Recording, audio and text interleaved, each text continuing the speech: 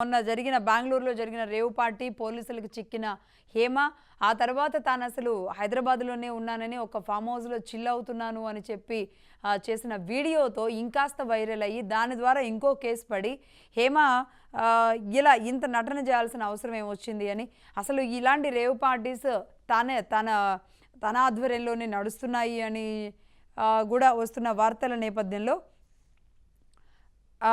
నటి హేమని కాపు కాస్తున్నది ఎవరు? Hema ring master అని మరి తమన్నా ఎందుకు అంటున్నారు? హేమపై తమన్నాకి అంత కసి ఎందుకుంది? బెంగళూరులో అంత ఓపెన్గా తను దొరికిన తర్వాత ఒక రకంగా ఏంటి ఇప్పుడు హేమ పరిస్థితి?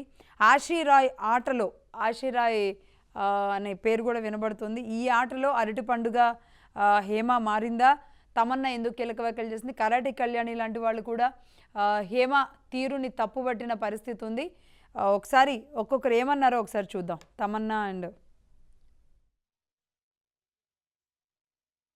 హాయ్ అండి, నేను ఎక్కడికి వెళ్ళలేదు, నేను హైదరాబాద్లోనే ఉన్నాను. సో ఒక ఫామ్ హౌస్లో ఎంజాయ్ చేస్తున్నాను, చిల్ అవుతున్నాను. సో నా మీద వచ్చే న్యూస్ ఫేక్ న్యూస్, అది అక్కడ మరి ఎవరున్నారో ఏమో నాకు తెలియదు. సో అది ఫేక్ న్యూస్ అండి, అవన్నీ నమ్మొద్దు. ఓకే, హాయ్ అండి, నేను ఎక్కడికి వెళ్ళలేదు, నేను హైదరాబాద్లోనే ఉన్నాను. సో ఒక ఫామ్ హౌస్లో ఎంజాయ్ చేస్తున్నాను, చిల్ అవుతున్నాను. సో నా మీద వచ్చే న్యూస్ ఫేక్ న్యూస్, అది అక్కడ మరి ఎవరున్నారో ఏమో నాకు తెలియదు. సో అది ఫేక్ న్యూస్ అండి, అవన్నీ నమ్మొద్దు. ఓకే, హాయ్ అండి.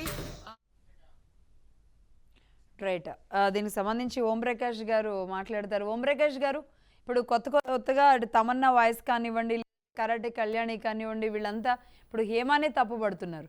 ఇంతకీ అసలు హేమాని ఎవరైనా కాపాడుతున్నారా? హేమాని ఎవరైనా ఇరికించారా? అసలు హేమ రోల్ ఏంటండి ఇందులో?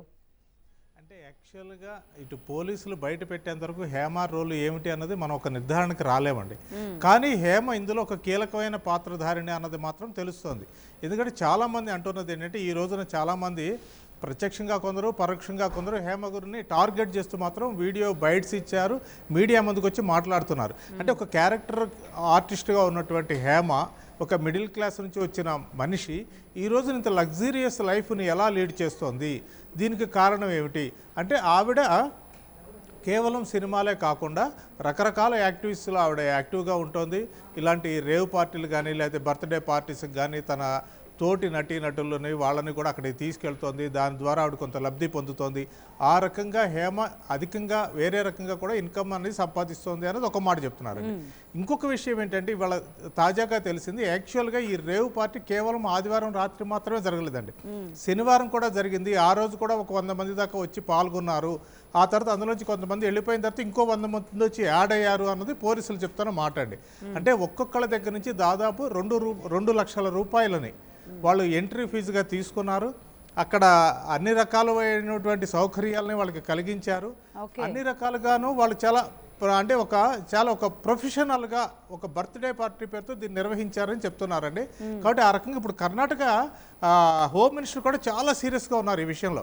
అంటే అక్కడికి వచ్చిన విద్యార్థులు ఎవరైనా డ్రగ్స్ తీసుకుని, అంటే చదువుకోవడానికి బెంగళూరుకి వచ్చిన విద్యార్థులు ఎవరైనా డ్రగ్స్ తీసుకుంటున్నట్టు తెలిసినా లేకపోతే డ్రగ్స్ని సెల్ చేస్తున్నట్టు తెలిసినా కానీ వాళ్ళని ఇమీడియట్గా వాళ్ళ మీద కేసు బుక్ చేస్తాము, అట్ ది సేమ్ టైం వాళ్ళ రాష్ట్రాలకు పంపించేస్తామని ఒకటి చెప్తున్నారు. అంటే ఒక డౌట్, ఇది ఒక బర్త్డే పార్టీ కోసం అరేంజ్ చేసిన రేవ్ పార్టీయా, లేదంటే అందరినీ కూడా ఇన్వైట్ చేస్తూ దానికి ఒక టికెట్ ప్రైస్ పెట్టి చేసి నిర్వహించిందా అండి?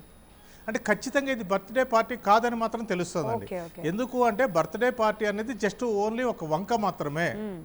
ఎందుకంటే ఇలాంటి పార్టీల్లో పార్టిసిపేట్ చేయడానికి ఆసక్తి ఉన్న వాళ్ళని వాళ్ళకి రకరకాలుగా మభ్యపెట్టి, లేకపోతే వాళ్ళకి అలవాటు ఆల్రెడీ ఉంది ఇలాంటి పార్టీస్లో, రేవ్ పార్టీస్లో పాల్గొనేవాళ్ళు, అలాంటి వాళ్ళ వివరాలు సేకరించి వాళ్ళకి అన్ని రకాలైనటువంటి ఎంజాయ్మెంట్ని అందించే విధంగా చేశారు. ఇప్పుడు ఇంకొకటి ఏమంటున్నారు అంటే పోలీసులు వాళ్ళు చెప్తుంది ఏంటంటే ఇది కేవలం డ్రగ్స్ ర్యాకెట్ ఇది మాత్రమే అనుకోవడానికి లేదు, సెక్స్ ర్యాకెట్ కూడా దీని వెనకాల ఏమైనా ఉందా, ఆ కోణంలో కూడా మేము ఇప్పుడు విచారణ చేయాల్సిన పరిస్థితి వచ్చింది. ఎందుకంటే అక్కడికి వచ్చిన వాళ్ళు, అక్కడ ఉన్న పార్టీలో పాల్గొన్న వాళ్ళకి సంబంధించినటువంటి వ్యక్తులు వీళ్ళందరినీ చూసినప్పుడు 2-3 రకాల కోణాలలో దీన్ని మేము ఇన్వెస్టిగేషన్ చేయాల్సిన పరిస్థితి ఉంది అంటున్నారు.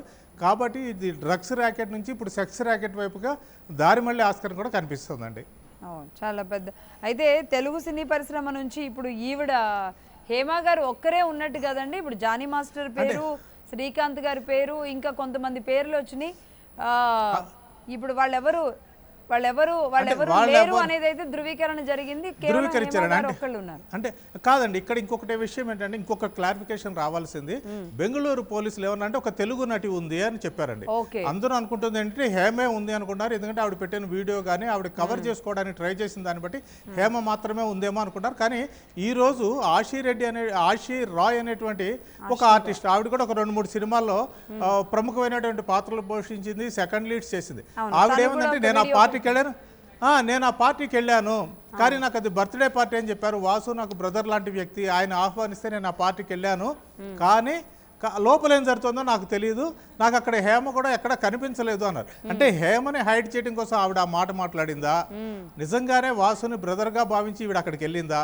అందరూ చెప్తున్నట్టుగా 2 లక్షల రూపాయలు టికెట్ ప్రైజ్ ఉన్నప్పుడు ఒక సెకండ్ లీడ్ క్యారెక్టర్ చేసి ఆవిడ టికెట్ కొనుక్కుని ఎలా వెళ్తుంది? ఇవన్నీ కూడా క్వశ్చన్లు అండి. చాలా చాలా చాలా ప్రశ్నలు వస్తున్నాయండి.